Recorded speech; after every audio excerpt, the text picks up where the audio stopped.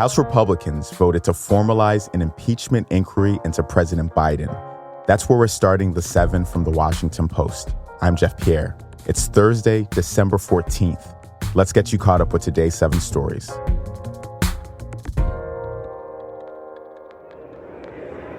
On this vote, the yeas are 221 and the nays are 212. The resolution is adopted. Without objection, the motion to reconsider is laid on the table.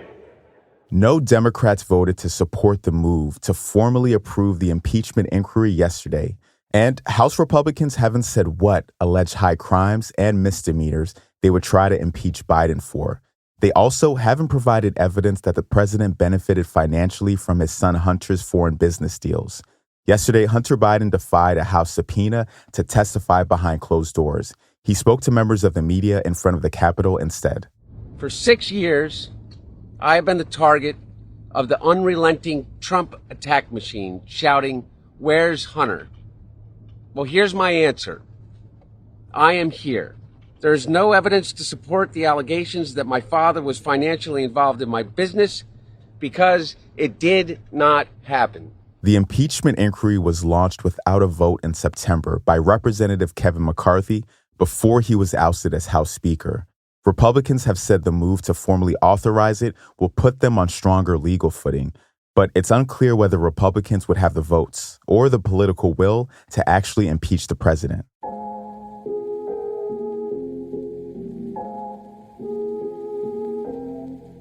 At number 2, the Supreme Court will hear a case involving access to a key abortion drug.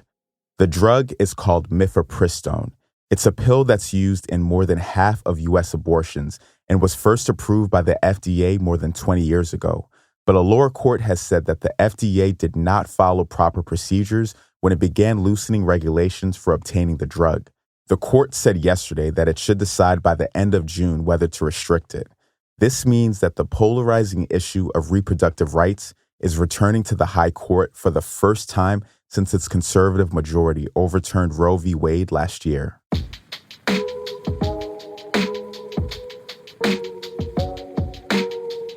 President Biden met with the relatives of American hostages held by Hamas. That's story number 3. It was Biden's first in-person meeting with the hostages' families. He met with them at the White House for over 2 hours. At least 8 Americans remain in captivity in the Gaza Strip since Hamas's attack on southern Israel in October.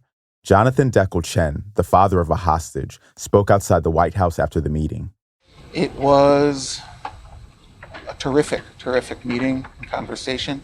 I think we all came away feeling that as families of hostages, of American-Israeli hostages, which are 8 out of a total of 138 hostages, we felt that, and we felt before, and we were only reinforced in seeing and believing that we could have no better friend in Washington or in the White House than President Biden himself and his administration. Meanwhile, widely shared images from Gaza of Palestinian men detained by Israeli soldiers and stripped to their underwear have drawn condemnation.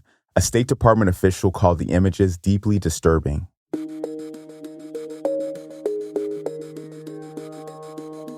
Ohio legislators passed a ban on gender-affirming care for minors. That is story number 4. The Republican-sponsored bill passed yesterday largely along party lines. It prohibits hormone therapy, puberty blockers, and gender reassignment surgery for people under 18. It also bans transgender girls from playing on sports teams designed for women in high school and college. Now the bill goes to the state's Republican governor, who has not said if he'll sign it. But Republicans have a supermajority in the legislature, and they could probably override any veto. If it's signed into law, the bill's effects would cross state lines. More than 20 other states have similar bans. So transgender youths who have been traveling to Ohio for care may soon have to seek other options.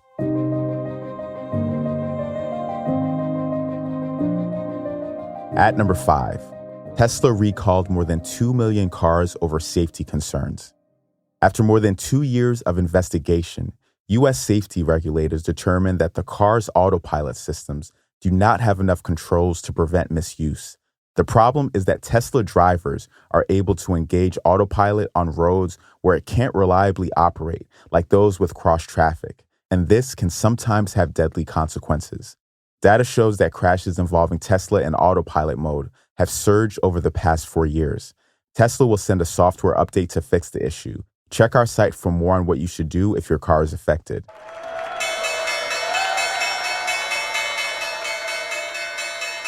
The Dow Jones Industrial Average hit an all-time high yesterday. That's number 6.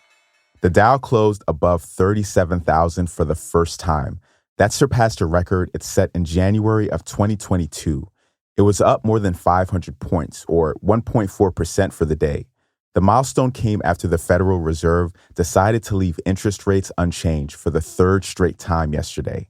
That raised the expectation that the Fed might lower rates in 2024, and it signals new optimism that the economy is cooling just enough to bring down inflation without triggering a recession.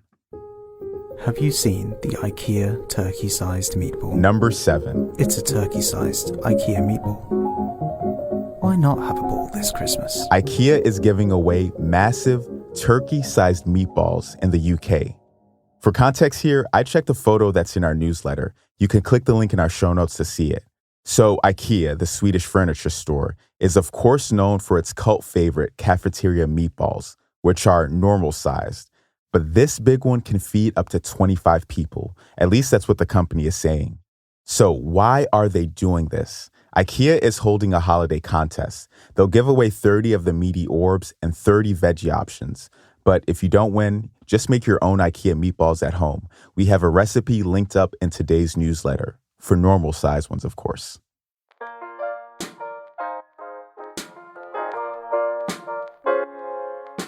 All right, you're all caught up.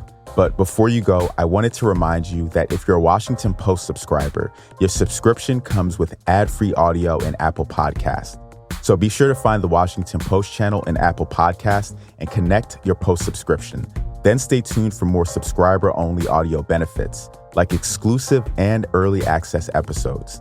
If you're not a Post subscriber, this is a great time to start. You can subscribe in Apple Podcasts by looking for the Washington Post channel or through the link in our show notes.